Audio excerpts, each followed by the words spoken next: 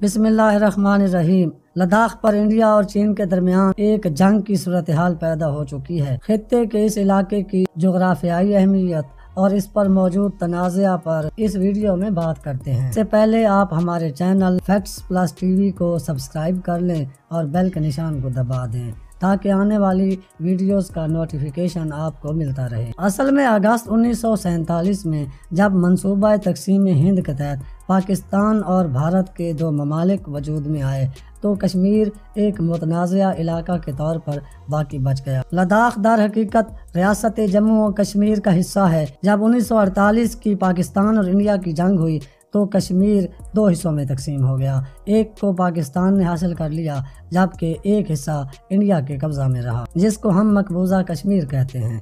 لداخ اسی مقبوضہ کشمیر کا حصہ ہے جو چین کے علاقے تبت کے ساتھ ملتا ہے۔ جب 1949 میں چین نے آزادی حاصل کی تو اس نے یہ دعویٰ کیا کہ لداخ دراصل چین کا حصہ ہے۔ اسی تنازع کی وجہ سے پاکستان اور بھارت 1948، 1965 اور 1971 میں اعلانیہ طور پر اور 1999 میں کارگل کے محاذ پر غیر اعلانیہ طور پر جنگیں کر چکے ہیں، جبکہ انڈیا اور چین 1962 میں اسی مسئلے پر جنگ لڑ چکے ہیں۔ جب 5 اگست کی ایک ترمیم کے ذریعے بھارت نے عالمی متنازع تسلیم شدہ اس علاقے کو اپنے آئین میں ترمیم کر کے یونین علاقہ بنا کر اس کی خصوصی حیثیت ختم کر دی تو پاکستان اور چین دونوں نے اس پر شدید احتجاج کیا، اور اسی تناظر میں اب چین نے لداخ میں اپنی فوجیں داخل کر دی ہیں اور بھارتی فوج دم دبا کر بھاگ نکلی ہے۔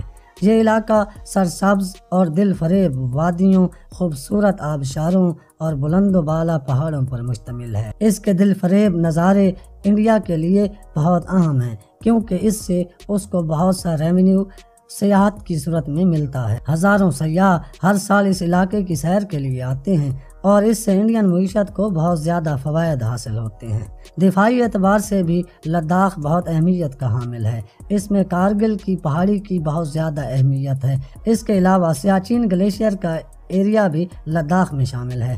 1999 میں پاکستانی فوج نے اسی پہاڑی کو اپنے قبضے میں لے لیا تھا، جو بعد ازاں خونریز جھڑپوں کے بعد امریکی مداخلت پر خالی کر دی گئی تھی۔ اس علاقے پر جموں و کشمیر ہائی کورٹ کی عملداری ہے۔ لداخ کا کل رقبہ 59.146 مربع کلومیٹر ہے۔ یہ سطح سمندر سے تقریباً 25,400 فٹ یعنی 7,742 میٹر بلند ہے، اور دریائے سندھ اس علاقے میں سطح سمندر سے تقریباً 8,370 فٹ یا 2,550 میٹر بلندی پر بہتا ہے۔ 2011 کے سروے کے مطابق یہاں کی کل آبادی 2,74,099 افراد پر مشتمل ہے۔ شرح آبادی فی کلومیٹر 4.6 افراد پر مشتمل ہے۔ یہاں کی زبان کو لداخی کہا جاتا ہے، جبکہ اس علاقے میں اردو، ہندی اور انگریزی بھی بولی جاتی ہے۔ اس علاقے کے لوگوں کی پہچان بھی لداخی ہے، جبکہ لداخی کلچر تبت کے کلچر کے ساتھ ملتا جلتا ہے۔ یہاں کے لوگ کرکٹ میں کافی دلچسپی رکھتے ہیں۔ اچھا، ایک اور بات دوستو جو آپ کو اس علاقے کی اہمیت بتائے گی کہ یہاں پر بالی ووڈ کی اکثر فلموں کی شوٹنگ بھی ہوتی ہے۔